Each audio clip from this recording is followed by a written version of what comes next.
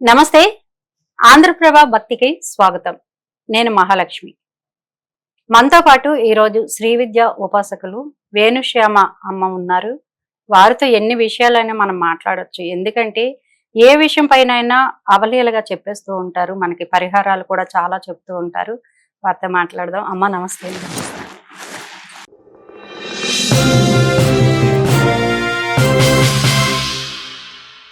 అంటే ఇప్పుడు మీరు రాగానే ఒక గురు ప్రార్థన చేశారు. ఆ ప్రార్థన కూడా ముద్రలు ఒక కొత్తగా చూస్తున్నాను నేను. ఇప్పటి వరకు చూడని ముద్ర. ఏంటి ఆ ప్రార్థనకి విశిష్టత ఏంటి? ఆ ముద్ర యొక్క అర్థం ఏంటి? నమస్తే అమ్మ. దత్తాత్రేయ సమారంభం స్వప్రకాశ ఆనంద మధ్యమాం అమృతానంద పర్యంతం వందే శ్రీ గురు పరంపర. శ్రీ గురుభ్యో నమః. ఈ ముద్ర ఇలా వేసి మనం శ్రీ విద్యా ఉపాసనలో గురు ప్రార్థన చేస్తాం. దీని అర్థం ఏమిటి అని అంటే, మామూలుగా గురు ప్రార్థన ఎందుకు చేస్తాము, మనకి చిన్నప్పుడు, ఇప్పుడు కూడా కాదు, మనం పుట్టినప్పటి నుంచి స్కూల్కి వెళ్ళామనుకోండి, ఫస్ట్ గురు బ్రహ్మ గురు విష్ణు చెప్పకుండా మనకి అసలు స్కూల్లో పాఠం కూడా ఎందుకు, గురువు లేని విద్య గుడ్డి విద్య. అలా చెప్పడానికి కారణం ఏమిటి అని అంటే, ఇక్కడ మన లోపల 72,000 నాడులు ఉన్నాయని మనకి తెలుసు. అందులో 3 నాడులు చాలా ఇంపార్టెంట్. అవి ఉంటేనే మన బుర్ర సరిగ్గా పనిచేస్తుంది అనమాట. బుర్ర ఒకటే కాదు, మొత్తం హార్ట్ అనుకోండి, ఏదైనా బాగా పనిచేయాలంటే ఆ 3 నాడులు చాలా చక్కగా ఉండాలి. అవేమిటి అంటే ఎడ, పింగళ, సుషుమ్న అని అంటారు. రైట్ సైడ్ ఉన్నదాన్ని పింగళ అని, ఎడం వైపు ఉన్నదాన్ని ఎడ అని, మధ్యలో ఉన్నదాన్ని సుషుమ్నా నాడి అని అంటారు. ఈ 3 నాడులు ఏంటి అంటే, జనరల్ గా ఏంటి అంటే, ఆ నాడులు సరిగ్గా పనిచేయకపోతే మన లోపల ఏముంటుందిట, చైనా వద్దా, ఉందా లేదా, అవునా కాదా, అన్ని కన్ఫ్యూజన్లే.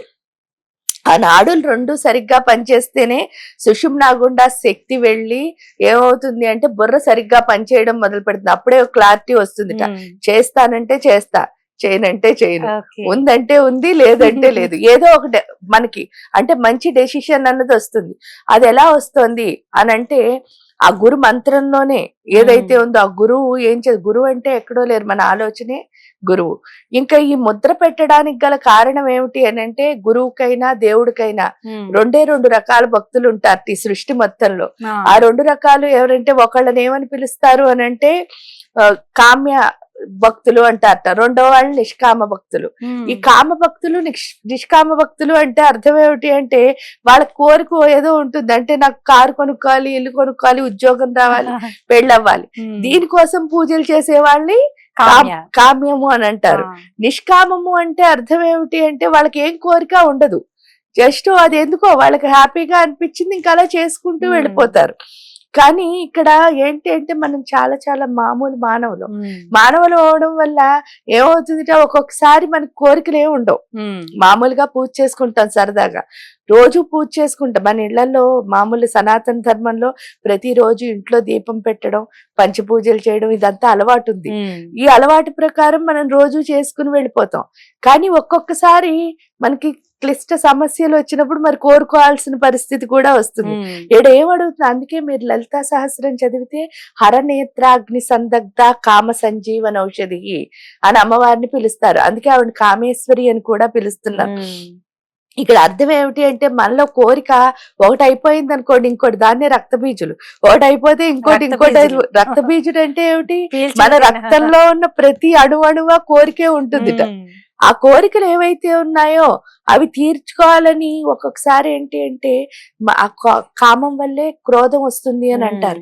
ఏంటంటే కోపం, అది ఎలా అయినా కొన్ని సాధించలేకపోయాం అనుకోండి, అది సాధించాలి అని చెప్పి చాలా మంది విచక్షణ జ్ఞానాన్ని కోల్పోతూ ఉంటారు. అందుకని మనం ఏమడుగుతున్నాం అంటే, ఇదేమో శివుడికి ఇండికేషన్ అనమాట. ఒకటి కోరిక లేనితనానికి. కోరిక లేనితనాన్ని అంటే నిష్కామాన్ని ఏమని పిలుస్తారంటే బాల. ఎందుకంటే 5 సంవత్సరాల పిల్లల వరకు మీరు చూస్తే వాళ్ళకి ఏం కోరికలు ఉండవు, మీరు ఏమి ఇచ్చినా సరే వాళ్ళు ఎంజాయ్ చేస్తారు. 6వ సంవత్సరంలోకి ఎప్పుడు అడుగు పెడతామో ఏమవుతుంది అంటే, మోహం అని ఒకటి గిండెల్లోకి వస్తుంది. అది రావడం వల్ల ఏది ఇచ్చినా సరే ఉన్న స్థితిని మనం ఎంజాయ్ చేయం, ఇంకోటి ఏదో కావాలనిపిస్తూ ఉంటుంది.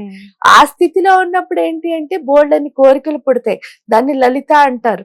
అంటే ఏంటి అంటే, నేను కామంతో పూజ చేసినా సరే, నిష్కామంతో పూజ చేసినా సరే, కోల్పోకూడదు దేన్ని అంటే జ్ఞానాన్ని.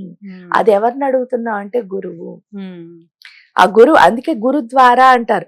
గురువు ద్వారా మాత్రమే మనం దేన్ని చేరుకోగలుగుతున్నాం? దేవుని అవతల సైడ్ ఉన్న దేవుణ్ణి. దేవుని ఆ కామేశ్వరిని చేరుకోవాలి అంటే మనలో ఏమి ఉండకూడదంటే ఒక చిన్న కోరిక కూడా ఉండకూడదు. కానీ ఈ భూమి మీద ఉన్నంతసేపు మనకేం ఏం వస్తున్నాయి? కోరికలే కోరికలు పుడుతున్నాయి. ఎందువల్ల? ఒకటైతే ఇంకోటి నిజం ఏమిటో అర్థం అవ్వలేదు ఉమ్. కాబట్టి. ఆ నిజాన్ని అర్థమయ్యేటట్టు చేయి తండ్రి. అందుకే ద్వారము అని అంటున్నారు. ఈ గురువు ద్వారం ద్వారా అటు సైడ్ కి వెళ్ళాము అంటే మనకి నిజం అంటే ఏమిటో అర్థమైపోతుంది. ఎందుకు నిజం అర్థం అవుతుంది అంటే మనకి నిజాన్ని అర్థం చేపించే దాన్నే గురు పదార్థం. అందుకని నిజాన్ని తెలియచెయ్యి అని అడుగుతున్నాం అన్నమాట. అంటే ఇది శ్రీ విద్య ఉపాసకులు మాత్రమే వేయాల్సి ఉంటుందా? ఎవరైనా వేయచ్చు? ఎవరైనా వేయచ్చమ్మా ఈ ముద్ర. గురు ప్రార్థన. గురు ప్రార్థనలు వాళ్ళ గురు మంత్రం, వాళ్ళకి వాళ్ళ గురువు గారి పరంపరలో ఆ గురువు వాళ్ళకి ఇచ్చిన మంత్రాన్ని, అంటే ఏ గురువు ద్వారా మనం తీసుకున్నామో ఆ గురు మంత్రం ఉంటుంది. ఆ ప్రకారం వాళ్ళు తప్పకుండా వేసి చేసుకోవచ్చు. ఏమి అడగటంలే. నా ఎడానాడిని పింగళానాడిని బ్యాలెన్స్ చేసి సుషుమ్నా గుండా శక్తిని పైకి తీసుకుని వచ్చి నా ఆలోచనల్లో ఒక క్లారిటీ ఇవి తండ్రి అని అడుగుతున్నాం. అంతే. గురువు ద్వారా అంటే ఈ ద్వారం దాటి, గురువు ద్వారా ద్వారం దాటితే ఏమవుతుంది? అక్కడ మనం భగవంతుడిని చేరుతున్నాం. అందుకే మీరు కృష్ణుడు దగ్గరికి వెళ్ళినప్పుడు కృష్ణం వందే జగద్గురు అని మనం నానుడు విన్నాం. ఆయన నానుడు వినడం కాదు, ఎందుకన్నారు చూడండి. మీరు ఎప్పుడైనా వెళ్తే కృష్ణుడు ఉండే ప్లేసుల్లో ద్వారక అని ఒక ప్లేస్ ఉంటుంది. ద్వారక అంటే అర్థం ఏమిటి? ద్వారకహ. ఈ కృష్ణుడు ఏం చేస్తాడంటే ఆ కహ అంటే ఎక్కడుంది అని, ఆ ద్వారక అంటే ఏమిటి? ద్వారం ఎక్కడుందో చూపిస్తాడు మనకి. చూపిస్తే ఆ పరమాత్మలో చేరే స్థితి ఏదైతే ఉందో దాన్ని ఎవరైతే ఇస్తారో వాళ్ళే కృష్ణ. అందుకే కృష్ణ అన్న పదానికి అర్థం ఏమిటి అంటే తృష్ణ అని ఒకటి అంటారు, రెండోది ఆనందము అని అంటారు. తృష్ణ అంటే ఇంకదే చివర. అంటే గురువు దగ్గరికి వెళ్ళాము అంటే ఫైనల్ గా ఎవరిని చేరిపోతున్నాం? దేవుణ్ణి చేరుతున్నాము. ఆ చేర్చే పదార్థమే. అందుకని ఆ ముద్ర వేసాం.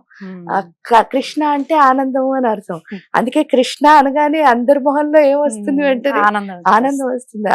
ఆ పదార్థంలోనే, ఆ పేరులోనే ఆనందం ఉంది. సో మొత్తానికైతే ఆ ముద్ర యొక్క అర్థం, ఈ గురు మంత్రం యొక్క అర్థం చాలా చక్కగా చెప్పారమ్మా. నమస్కారం.